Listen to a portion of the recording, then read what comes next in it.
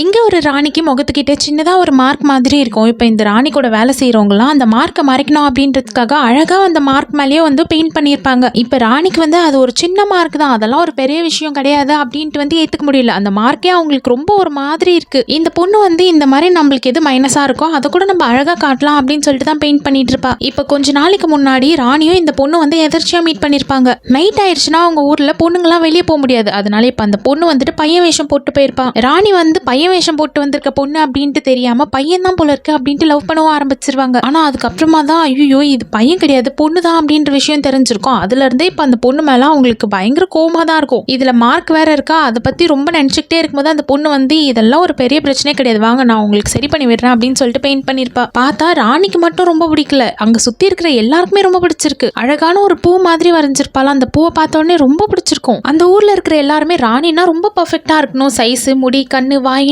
எல்லாம் கரெக்டா இருக்கணும் அப்படின்ட்டு தான் எதிர்பார்த்துட்டு இருந்தாங்க. இந்த மாதிரி மார்க் இருக்கிறதுனால ராணிக்கே மார்க் இருக்கு, இவங்கெல்லாம் ராணியா அப்படின்னு சொல்லிட்டு தான் எல்லாரும் பேசிக்கிட்டு இருப்பாங்க. ஆனா அந்த மார்க்கே வந்து அழகா காட்டுற மாதிரி இப்ப இந்த பொண்ணு வரைஞ்சிருப்பா. ராணியும் ரொம்ப சந்தோஷப்பட்டிருப்பாங்க. அவங்க அப்படியே ரொம்ப பாசத்தோடவே பார்த்துக்கிட்டே இருப்பாங்களா, இவங்க மறுபடியும் வந்து நம்மள பையன் நினைச்சு லவ் பண்ணாலும் பண்ணிடுவாங்க, அதனால முதல்ல இங்க இருந்து போயிடலாம் அப்படின்ட்டு அவங்களும் கிளம்பிடுவாங்க. ஆரம்பத்துல ரெண்டு பேரும் ஒரு மிஸ் அண்டர்ஸ்டாண்டிங்ல தான் மீட் பண்ணிருப்பாங்க. அதுக்கப்புறமா ரெண்டு பேருக்கு நடுவுலயும் வந்து ஒரு ஆக்வர்ட்னஸ் இருந்துச்சு தான். ஆனா இப்ப இந்த மாதிரி பெயிண்ட்லாம் பண்ணிருப்பாங்களா, அதுல இருந்து வந்து ராணிக்கும் ரொம்ப சந்தோஷமா இருக்கும். இந்த பொண்ணுக்கும் வந்து ராணியோட குறைய நம்ம தீர்த்து வச்சிட்டோமே அப்படின்ட்டு ரொம்ப நிம்மதியா இருக்கும். அதுல இருந்து இப்ப இவங்க ரெண்டு பேரும் நல்ல ஃப்ரெண்ட்ஸா மாறிடுவாங்க.